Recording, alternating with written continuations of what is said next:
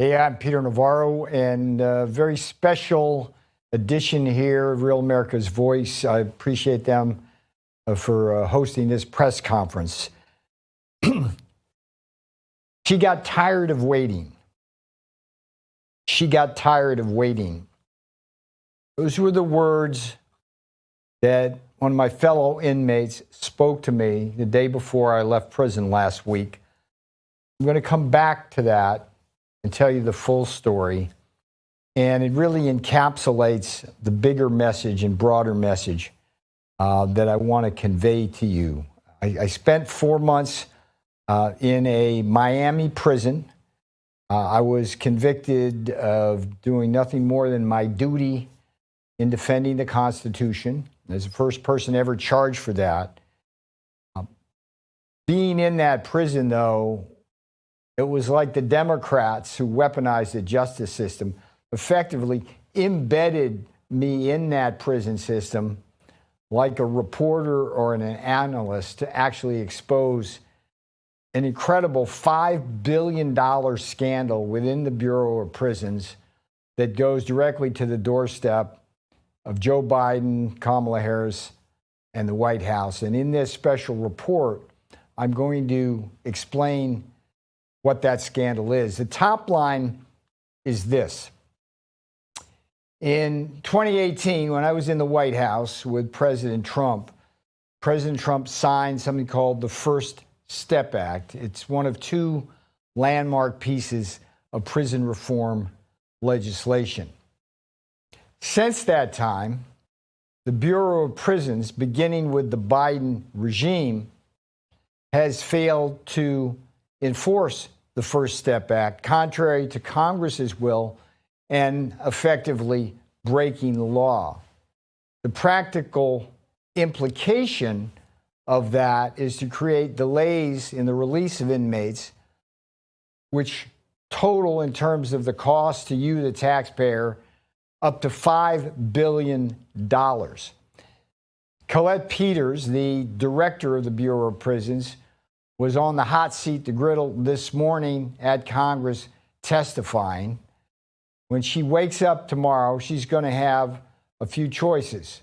The first choice is she's going to have to do the two things that she needs to do to fix this crisis. And top line on that is to start counting the credits earned under the FSC better by using something called the Conditional Maximum FTC Calculator. That thing was supposed to be released over a year ago. They haven't done that. And the second policy action she has to take is to immediately order the bureaucracy of the Bureau of Prisons that if an inmate is supposed to be released into what they call pre-release custody to a halfway house and start working, making money, paying taxes, and being able to see their family, if that halfway house capacity isn't available, they need to go directly to home confinement, which is electronically monitored, rather than simply being kept in prison at the cost of $60,000 a year. That's her choice, Colette Peters. If she doesn't want to do that, then she should resign. If she doesn't want to resign, then Congress should impeach her. So that's the big story. So let me step back and give you kind of the history of this, and then I'm going to go back to that story I told you about at the beginning. She got tired of waiting. Take you back in a time machine, circa 1990s, early 2000s. We're in the middle of a crack epidemic, war on drugs, a lot of bad things going on. And there's a massive overreaction on Capitol Hill, led, interestingly enough, by people like Joe Biden and Bill Clinton. And the overreaction was to impose these harsh sentences, these mandatory minimum sentences that would essentially put a young man in jail at the age of, say, 23, and that person wouldn't get out of jail by the age of 40. Just a crushing burden on that individual, his family, and the taxpayer. this is a smart on crime discussion, not a soft on crime, smart on crime.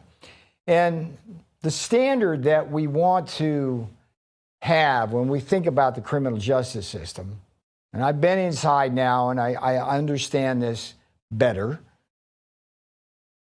They're bad people doing bad things, but they're good people doing bad things as well. What we want to do when we send somebody to prison is we want to punish them with enough time so that the punishment fits the crime. And we want them to stay in that prison long enough to learn the lesson not to come back, which is deterrence, which is the rate of recidivism, right? And so the optimal sentence will be enough to punish and deter, but no more. And the problem we have right now in the prison system is that the sentences are wildly over that. They're far in excess of what they should be. And so in reaction to that over-sentencing and those Joe mandatory minimums Biden sentencing, in 2008, the first piece of prison reform legislation was passed. It was called the Second Chance Act. And it did some good things, but it really didn't do enough. And then finally, in 2018, along comes the First Step Act. It's a bipartisan act. President Trump had the courage to sign this bill because there was pushback from some on the hard right about, oh, we can't be soft on crime. But they didn't understand it's not a soft on crime thing. Again, if you keep people too long in jail, you actually increase the risk of crime when they get out. They have fewer skills, they get more angry, they haven't been able to take care of their family, they're more desperate. So the idea of the First Step Act was to provide a mechanism to reduce the sentences of inmates, primarily nonviolent first-time offenders, in a way that if they behaved properly in prison and programmed, which is to say, took the various courses and learned about the criminal mind and learned about how to take care of kids and learned about how to work, if they did all that, their sentence would be reduced. And when they come out, there would be less risk that they would commit crime and go back. That was the whole philosophy of the First Step Act. And mechanically, the way it works is that for the first 6 months you're in prison, you get 10 days sentence reduction for every month you serve, 60 days for 60 months. And thereafter, it's 15 days per month. And what's supposed to happen, according to the Bureau of Prisons policy, according to the First Step Act law, according to the Department of Justice in its latest report to Congress, the 2023 report, the way those credits that call the First Step Act, FSA, earned time credits, for short, we call them FTCs. What's supposed to happen when an inmate walks in the door, day one, and their FSA eligibility starts, you can count the amount of credits they're going to earn from the time they're FSA eligible and they walk in to the time they reach the halfway house, spend time at the halfway house, go to home confinement, spend time there, and then finally leave. That whole interval. You forecast that over the interval. That's BOP policy. That's FSA law. That's what they're supposed to do. Now, when you do that, you immediately know the day you walk in what day you will go to a halfway house and what day you will be released to your final freedom, usually under some kind of supervised release or what we usually call as probation, okay? That's the forecast method of forecasting these FSA earned time credits, FTCs. Now, here's the problem.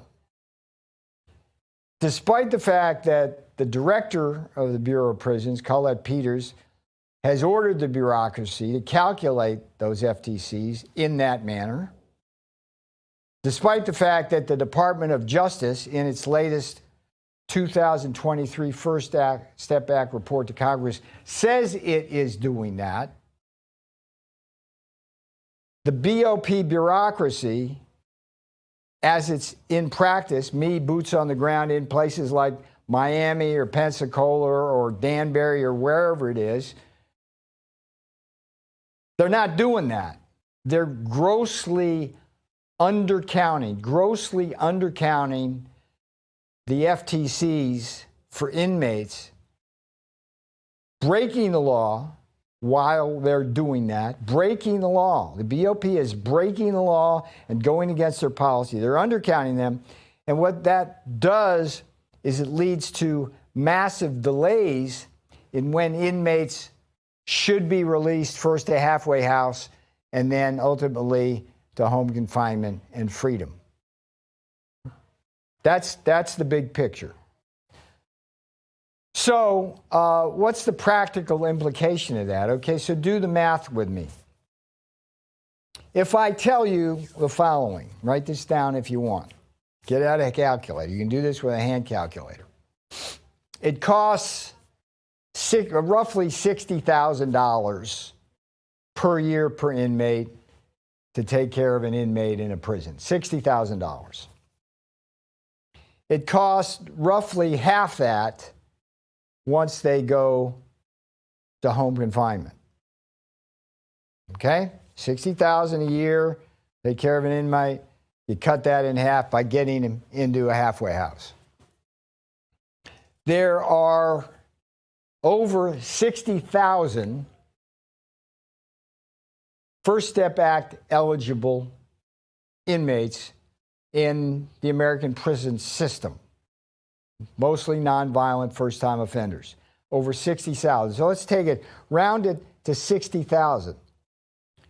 So if I tell you conservatively that the average delay in getting those inmates into a halfway house is 6 months. Depending on the length of your sentence, it can be 3 months to 6 months to 12 months or more. But if we just say conservatively 6 months, I think it's longer than that, frankly. But if we say 6 months, you can immediately calculate the direct costs to taxpayers. Okay? If you're preventing an inmate from getting to a halfway house for 6 months, as you break the law, Bureau of Prisons, okay? 60,000 inmates, right? That's a cost of an additional 30,000 because you're not getting them to the halfway house, which costs half as much. And if you scale that up over 60,000, you reach almost $1 billion. Think about that, almost $1 billion. Because the BOP is breaking the law and breaking their own policy, violating their own policy. So you have to ask the question, what's the problem here? Why aren't they following their own policy? Why are they breaking the law? And there's a couple of possibilities here. I think the most interesting possibility is the fact that the middle-level bureaucracy, and I encountered this when I was in Washington, D.C., repeatedly, time after time after time. President Trump would ask me to get something done. I'd go to the relevant bureaucracy, the Department of State, Department of Defense, Department of Commerce, USTR, and there would be people inside the bureaucracy, the so-called deep administrative state, who simply would not obey what the commander-in-chief ordered. We have a similar situation here where the bureaucracy, which is housed in the Department of Justice, where the Bureau of Prisons is, has grossly mismanaged the halfway house capacity, so there's a shortage of halfway houses. So right now, the twin problems are they're not counting properly the FTCs, the time credits, to get people out early. And even when people are getting ready to go out, the bureaucracy comes back and says, no, we don't have enough halfway house, stay in prison. It's insane. Now, for members of the press, I've distributed a letter. I call it the warden's letter because it's the letter I sent to the warden at the Miami prison, Glenn Hewitt. Really good guy. He listened to everything I had to say about all this and was very cooperative. Him and the facility administrator, Verdego. I have nothing but good things to say about them. But in that warden's letter, I do all your homework for you if you want to cover this as a story. It basically outlines all of the communications from the program statement of the BOP back in 2022, explaining what their policy is in terms of counting credits. The Department of Justice's First Step Act saying that that's exactly what they're doing when in fact they're not. And there's this wonderful, ironic deep state letter in this warden's letter that says to the case managers, boots on the ground at facilities like Miami, don't count the credits the right way. We don't have enough halfway house capacity. It's really, I mean, you look at that. I mean, you got a middle-level bureaucrat defying the director of the Bureau of Prisons. And the case managers, shout out to Colsey and Donaldson. You guys, hands are tied. I understand that. You're trying to do your job. I'm trying to help you get the handcuffs off so you can do your job. But this bureaucrat orders the case managers and the unit teams at the prisons not to release prisoners because they don't have enough halfway capacity. And the way they do it is say, don't count the right way. So that's the chessboard. And when you do the economics of it, which is kind of what I do, as you know, if you know anything about me, the way you get to $5 billion in costs is you start with the direct costs, the costs associated with keeping inmates in prison longer than their expiration date. If it's 6 months or 12 months or whatever, that's costing you $60,000 per year on a prorated basis. So when you do that, you get to about $1.5 billion of the $5 billion. The next thing you got to add is the costs associated with the loss of tax revenue because the inmates are not out at the halfway house working, earning a paycheck, and beginning to pay federal income taxes and sales taxes and all the other kinds of taxes that people pay when they're out in the real world there outside the prison walls.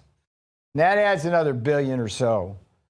And look, a lot of the inmates I was in with,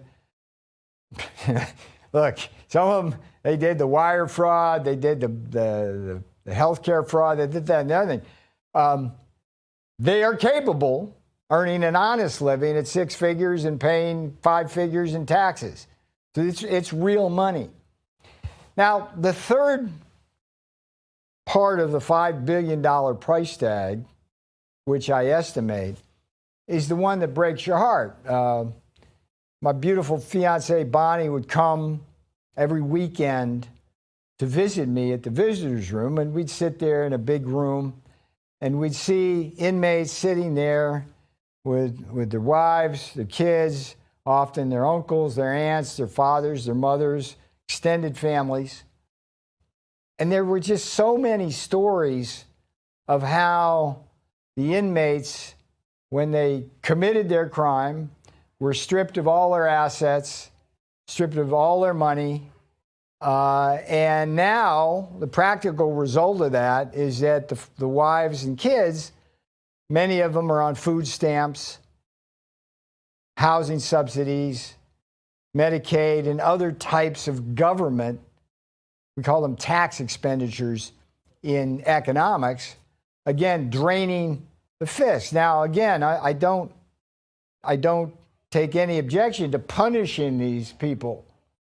They did bad things, they need to get punished. But once they've done their time, if you don't let them out on time, you cost the taxpayer directly, they're not working, and their families suffer. And all of that is simply not right.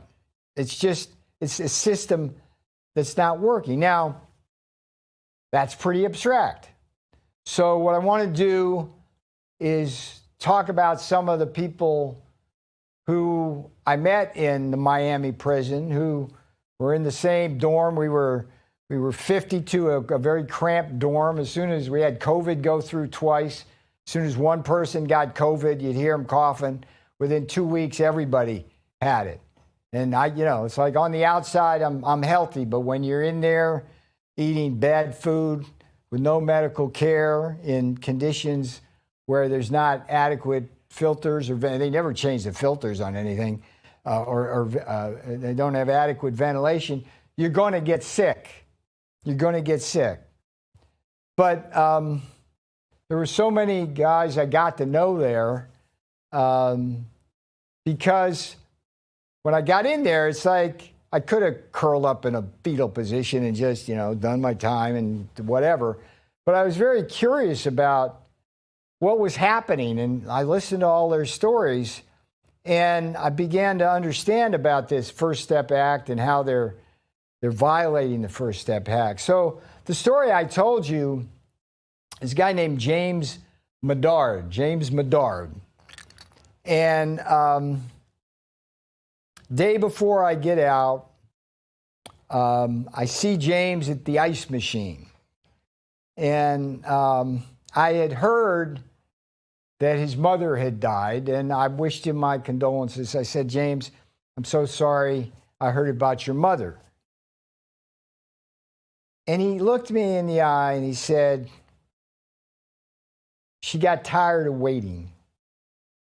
She got tired of waiting. She got tired of waiting for James to be released from prison. And the tragedy here, and I have a sheet for the press, I can get it out to you somehow with a number of names, and I'm going to go through a lot of these names. The tragedy of James is simply that he should have been out in April if the Bureau of Prisons was counting the FTCs properly, and if the Bureau of Prisons had a policy of sending people directly to home confinement if there was no halfway house capacity available, he would have been out in April. His mother still would have been alive, and he would have been able to see her, love her, and when she passed, she could have at least seen him one last time. And James, I'm so sorry that happened to you, but this story is endemic across the prison system. Now, let me tell you a couple others. The guy next to me, about bunk over, Delmar Gowing, 80 years old, in a wheelchair. Distinguished Vietnam veteran. He was a lawyer in the, I think, adjutant's office. And during the Vietnam era, he was involved in the justice system there. He was discharged honorably. He wound up in prison, and he's been there for 15 years or so. Dell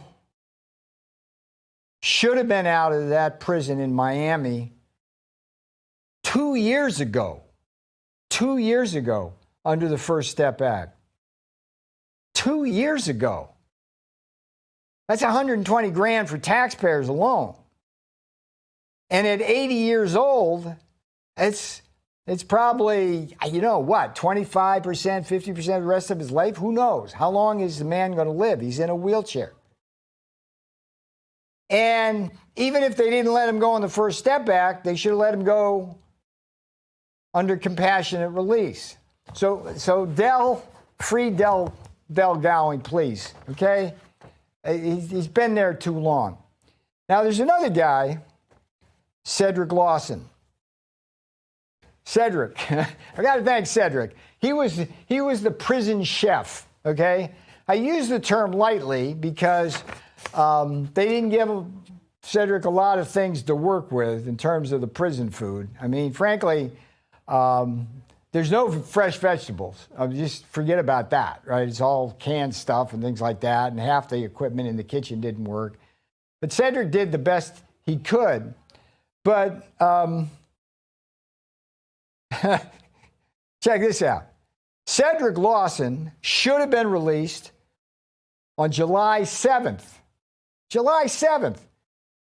I'm not talking about this year. I'm talking about last year. One of my favorite guys is Doc Armin Aboyvin. Okay? Doc works his butt off in prison. He's a very good physician. He wound up there. There it is. Things happen. But Doc should have been released in August of 23. He's still in there, and he doesn't have any paperwork as yet to tell him when he's going to a halfway house. So he's going to be there another year. So when I tell you that the average length of delay is 6 months, that's conservative. I mean, there was a funny story. Ricky Hans Schumacher, this kid, he didn't have a very long sentence, but they screwed up his FSAs, and he should have been out in April, and he winds up getting out end of June. Roberto Perez, everybody's got nicknames in there. Robo, great dude. He out on the yard, he'd run classes for guys in terms of helping them out, working out, and things like that. He'd come in, and his kids are growing up without him. It breaks your friggin' heart. He should have been released in February. I could go on with this list. One other guy I want to mention who really was important in terms of helping on this, a guy named Elliot Smerling. Elliot Smerling ran a private equity firm. I looked at his case. I mean, frankly, he never should have been put in prison. What happened with him had to do with the Silicon Bank. He was the fall guy. He should have dealt with it civilly. And the people who should have went to jail are the bankers who ran Silicon Valley Bank, who wound up with big bonuses and are sitting in the Hamptons or Aspen or here in Palm Beach. Elliot, I can guarantee this. He's supposed to get out next month, okay, to a halfway house. He hadn't heard anything from his case manager. I can guarantee you that it'll be a year before he gets out rather than in August, unless things change. Now, here's what needs to happen. It's very rare that somebody can uncover a $5 billion problem in a bureaucracy. I mean, think about that. A $5 billion problem in a bureaucracy that can be solved in 30 days with 2 directives from the Bureau of Prisons Director, Khaled Peters. Let me say that again. $5 billion problem. It can be solved in 30 days with 2 directives by Khaled Peters. Okay? What are those directives? Number 1, there's this thing I referenced at the beginning. It's called the Conditional Maximum FTC Calculator. Big words. All it does is calculate the earned time credits accurately so that the case managers can plan accordingly. Okay? They've promised that for almost a year and a half now. Now, the funny thing about it, you might say, well, it's complicated. And if anybody at Bureau of Prison says it's complicated, let me tell you this. I used a hand calculator. I could take any inmate's report, look at it, and in 5 minutes, I could calculate exactly when they should be pre-released and exactly when they should be released. It ain't calculus, it ain't geometry, it's nothing more than arithmetic. So Khaled, if you're listening to this, get off your ass and get that calculator out. You're breaking the law You got people who broke the law. You're keeping them in prison because you're breaking the law. Let me say that again. People went to prison for breaking the law, and you're keeping them in prison unlawfully because you're breaking the law, Colette Peters. Release that calculator immediately. Tell the case managers at the local level that's what they use to schedule release and pre-release dates. Second thing you got to do, Colette Peters, and you need to do this within 30 days. Do it tomorrow. You send out a directive that says if you don't have halfway house capacity for an inmate who's supposed to be released, then you go directly to electronically monitored home confinement. That's it. That's all you have to do to solve this problem. So, Colette Peters, do the right thing, resign, or get impeached. What happened with the Secret Service director, scale of 0 to 100 incompetence, Kim Cheadle's 100. Okay? Assassination of a president. Horrible. And I'm of the opinion, the strong opinion, that assassination was enabled by the Secret Service when you look at all of the evidence of how early detection there was of that shooter. But this thing with a bureaucracy breaking the law and its own policy, causing misery to 60,000 people, and $5 billion to the taxpayers on a scale of 0 to 100, what would you put that at? 30, 40, maybe 50? Big time.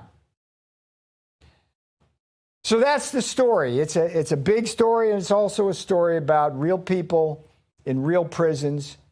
And I'm hoping that James Comer and Jim Jordan at the Judiciary Committee will take this story head on. I'd love to go talk to their committee and share with them what I found.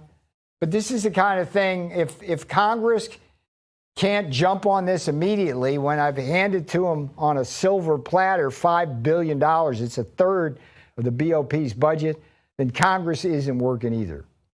All right, let's see if we have any questions here, and if not, we'll depart. But right. Mr. Sig, what you got? Anything? We're going to open it up to questions now. Okay. First one up is Will Upton from the National Pulse. Hi, Peter. Will Upton here. Hey, Will. What's going on, bud? Fellow Trump alumni, actually. Glad to see you're doing well. Yeah. I'm curious. You mentioned I think something very interesting, and it's the economic impact that incarceration can have on families of inmates.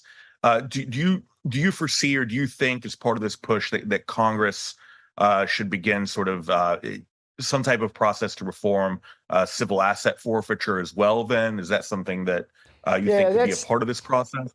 That's a really interesting issue, and it's one I've been schooled very well on, being on the inside. I talked about this in an op-ed I wrote for the Washington Times. The Department of Justice is totally out of control now. What they do is they use the RICO Act, basically, as a bludgeon. They'll go to somebody and say, look, if you don't plea bargain and you go to trial, we're going to charge you with X, Y, and Z, including conspiracy. Okay, the conspiracy charge is the one that gets everybody, because conspiracy is so vague that it's almost impossible not to prove in a court of law. Okay, so they threaten them with this big charge of conspiracy. They get them to plea down and give up their rights. Then they strip people of all their assets, whether they're related to the criminal enterprise or not. And then they stick them with a big bill for restitution, based not on the actual loss, but what they call the intended loss. So I had people in my dorm who had to pay like $100 million in restitution when all they got from the criminal enterprise was like $50,000. But they added it up in a way where, well, it was the intended loss of the whole enterprise and you're going to pay it. So there's so many things that have to be done to address that issue. And the way it's going now, it's just not fair, and it's stupid. It's like, I'll give you the analogy. It's like after World War I, when all the countries wanted to punish Germany by stripping them of everything and imposing reparations on them. What it did was created a hyperinflation and then the Nazi Empire and World War II. It's like the analogy here is when you impose these onerous burdens on inmates and they get out, it's very difficult for them to earn an honest living, so they wind up committing crimes again. So yeah, I mean, I think that's going to be an important part of reform. But I'm telling you, the lowest hanging fruit right now is what I have just described. That's the single most important thing you could do to alleviate pressures on the prison system itself, to reduce taxpayer costs, and help the inmates' families. All right, next question. All right, next question is going to be from Nick Ballasy of JTN. Go ahead, Nick. Thanks for taking the question. Mr. Navarro, I'm wondering if you see a place for yourself in a new Trump administration if President Trump wins in November, and if so, what position you would be interested in most in the administration? Not looking for a job. I think the most important thing for everybody watching this right now is to stay focused. I think the worst thing we could do, and I saw too much of this in the last month, is any kind of overconfidence or letting the foot off the gas. I'm focused on the November election. All I'm doing, I have a new book out. It's called The New MAGA Deal. You can see it at newmagadeal.com. It's Don Jr.'s publishing house. And what it does is it lays out 100 actions in 100 days that President Trump's going to do. And it describes how MAGA is mainstream, Main Street, and America.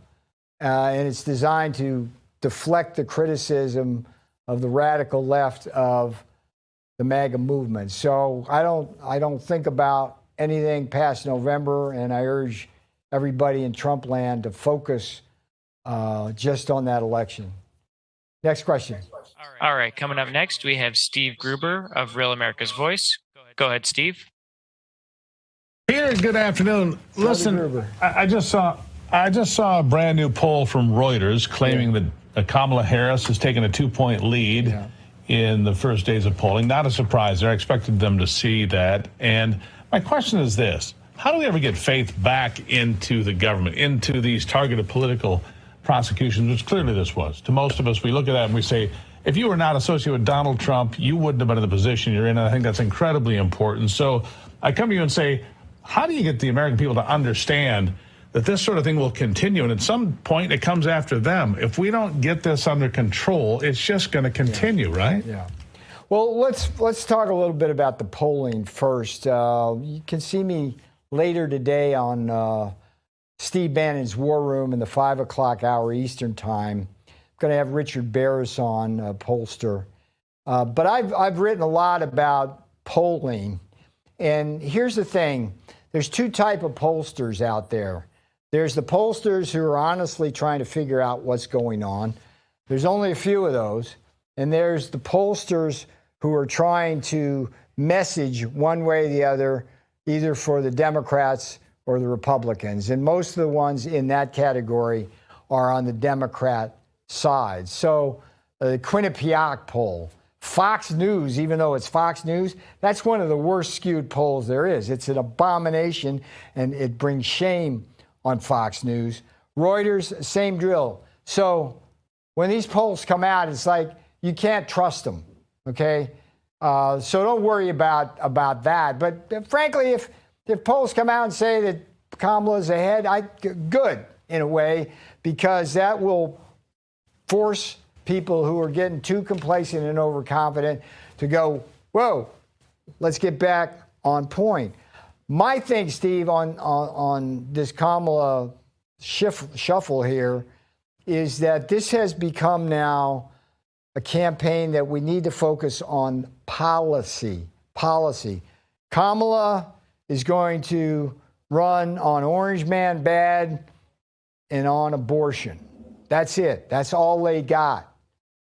When you look at the polling, we win on every single policy issue, starting at the top with inflation in the economy and a secure border, on foreign relations with Russia, China, North Korea, and Iran, all the way down to these woke social issues that include indoctrination and grooming of our kids in K through 12 and then transgender destruction of women's sports. So we need now to focus on policy issues. And I think there's a lot of Democrats who are disengaged, disenfranchised, or disgusted with the radical left. But I want to stay on this prison reform stuff. So I'm going to toss to see if any other questions we have on the prison issue, because that's the focus of this. All right, we're going to open it up to Nikita Chikharov, independent journalist. Go ahead, Nikita. Hi, Peter. Thank you for your fascinating story. Do you think the Harris administration is capable of making any meaningful changes to the BOP? This is an easy fix. If Colette Peters watches this press conference, all she has to do tomorrow is to figure out where this calculator is in the process, get it released in the next 30 days, and then order the deep administrative state who is defying her to send inmates directly to home confinement if they don't have halfway house capacity. It's a very simple problem to solve. Now, if they don't solve it, that'll tell you volumes about how incompetent they are, not just on every other issue, but on this particular issue, because it's a $5 billion self-inflicted wound by the Bureau of Prisons, which is creating tremendous costs and tremendous human misery. And if you want to get the attention of the White House in a political campaign, I can tell you this. Inside that prison, if there were an election, Trump would overwhelmingly win among the inmates' families who vote, because he was responsible for passing the First Step Act, and Biden and now Harris are responsible for not enforcing it. They hate Biden for that. And by the way, they hate Kamala Harris.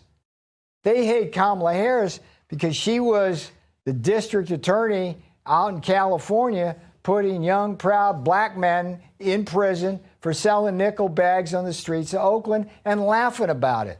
There's no love among black American males for Kamala Harris. Trust me on that. In prison, she is not somebody that you would use other than for a dartboard, and they wouldn't have darts in prison, by the way. Next question. All right. Next question is coming from Will Upton of National Pulse. He has a follow-up question. Go ahead, Will. Sure. Hi, Peter. Yeah, so this actually kind of pertains to your own case. We now have a House amicus brief with Steve Bannon's appeal with the appellate court on the January 6th committee, basically arguing that it was, illegally constituted, that it violated its own authorizing resolution. Yes. If Bannon is successful with his challenge, are you exploring avenues then to expunge your own conviction if the committee is ruled to have been illegally constituted? So, no, and here's why. First of all, for Steve's case, from the outset, in his position, one of his defenses was illegally formed and unduly authorized the committee. That's a fact. Okay, that he can win on that. I did a civil suit just prior to getting arrested that contested on that. But my case is very different from Steve's because I was in the White House at the time of the events as a senior presidential advisor. And according to the Constitution, George Washington's doctrine of executive privilege and the constitutional separation of powers, and Department of Justice policy, when somebody like me, senior presidential advisor, receives a subpoena from the legislative branch, it's my duty to tell Congress to go pound sand, to refuse to testify. My duty. And from the outset, I said, President Trump has invoked executive privilege. That's a fact. Not my privilege to waive. That's the law. And by the way, if you want me to testify, call up President Trump and his attorneys and ask them to waive the privilege. Now, they didn't do that. So, and I've did my time. I've done my time, okay? I'm not looking for a pardon. I don't care about something on my record. My record says I stood up for the Constitution. I defended executive privilege. I committed no crime in my mind. I don't care what that misdemeanor on my record says. And by the way, I was the only guy in that prison with a misdemeanor as opposed to a felony. And I was the only guy who did my entire term with no time off for First Step Act or Second Chance Act or anything.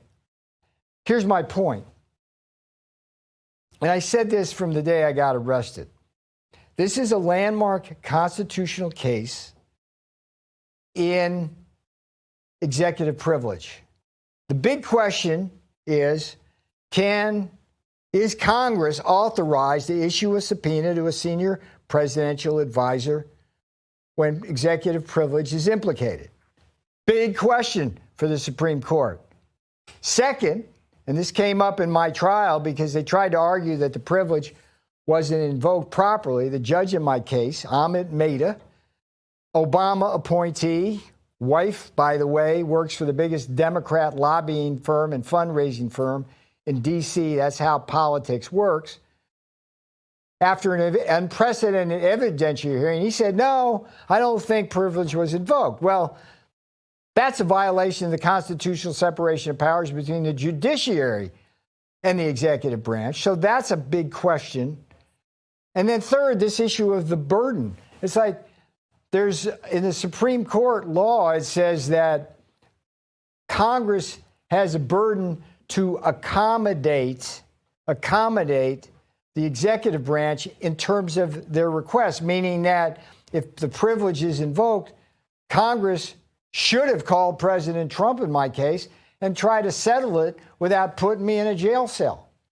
So there's three big issues for the Supreme Court to deal with. And if they do not settle what they call settle good law on that and dismiss my conviction, it's basically the end of executive privilege and the shredding of the constitutional separation of powers, because Congress going forward will have the power to simply subpoena the president himself and his advisors. And if we don't go and testify for any reason, executive privilege be damned, for any reason, they can put us in prison. So I am standing firm on this. All right. Look, I really appreciate you listening to this. If it's on the live stream, we'll get it out there in live stream land. But it's a big issue. Journalists, take this one seriously. There's a big story here. I hope you'll follow it. I'm Peter Navarro. I went to prison, so you won't have to, meaning that just take a look at what they did to me. They can do it to you. That's what this coming election is going to be about. But let's get this issue of prison reform done now. Thanks a lot for watching and listening.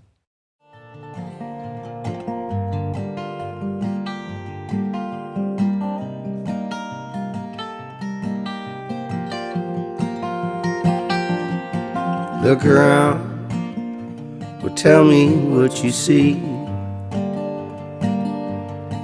Every day more people in the street. Too bad they sent our jobs away. In China, they're not workers, they're just slaves. When people wake, it's a world of trade and greed. And the CEOs get richer, and our jobs all move offshore. Oh,